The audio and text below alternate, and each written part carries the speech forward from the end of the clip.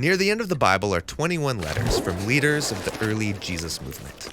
They were written to small church communities in cities throughout the Roman world. Now, writing letters took a lot of money and effort in the ancient world, and so each one was crafted carefully from beginning to end. And that means we should read them as one whole literary work. So let's talk about how to read New Testament letters in their literary context. Of all the early Christian leaders, the Apostle Paul wrote the most letters. We have 13 in the New Testament. I often imagine him alone in his study, writing long theological essays. But Paul didn't work or write alone. In fact, he often names people from his team who helped him produce the letters. Oh, right, like Timothy or Silas. Yeah, Paul was constantly with his missionary teammates, on the road working out ideas as they talked and debated and taught together.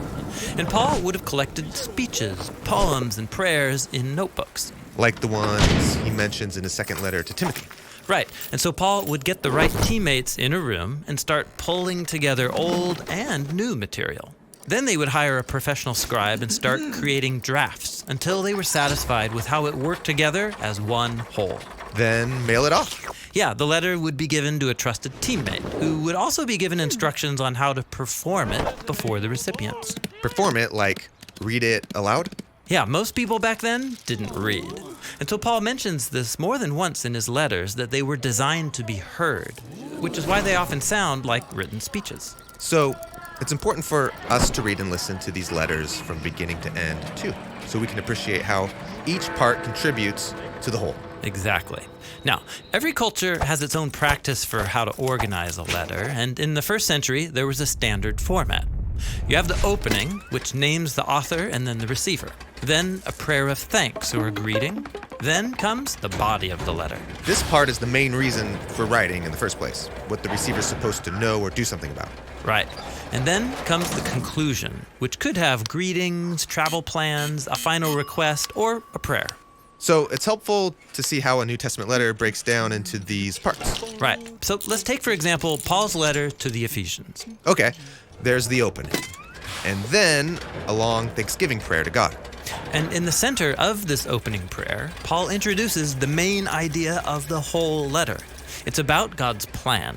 To unite together all things in heaven and earth, in Messiah Jesus.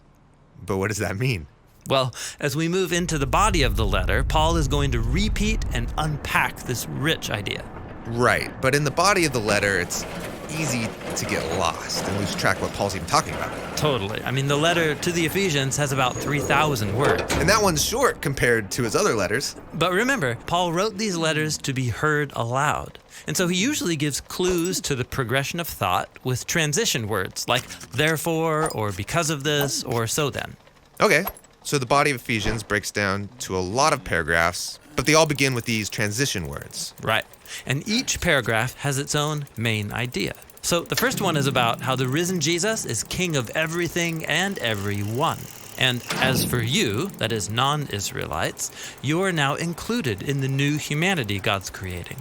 Therefore, God's one new family consists of people from all nations. So God has unified a new humanity in Jesus. That's the core idea here. Right, and that theme unites all of the paragraphs in chapters 1 through 3. Then we come to chapter 4, and we get a really significant transition. Therefore. Yeah, that transition word is actually a hinge between the first and second half of the letter. God's unified a new humanity in Jesus. Therefore what? Great question. Let's keep going, and we'll summarize the paragraphs of chapter 4.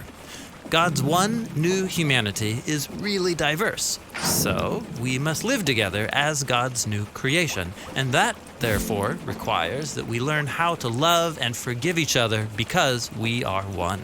This section is all about living in unity. Right, and so you can see now how all the parts of the letter fit together into one flow of thought. God's unified a new humanity in Jesus, therefore live in a way that fosters that unity. Seeing it broken down like this is really helpful. It's like a roadmap, so I don't get lost. Right, and you can read every New Testament letter this way. Break it down into smaller parts to see the message of each paragraph. And then trace repeated ideas and transition words to see how they all connect back together. Then you'll see how the apostles brilliantly combined all of the pieces into a literary whole that spoke to Jesus' first followers and can still speak to us today.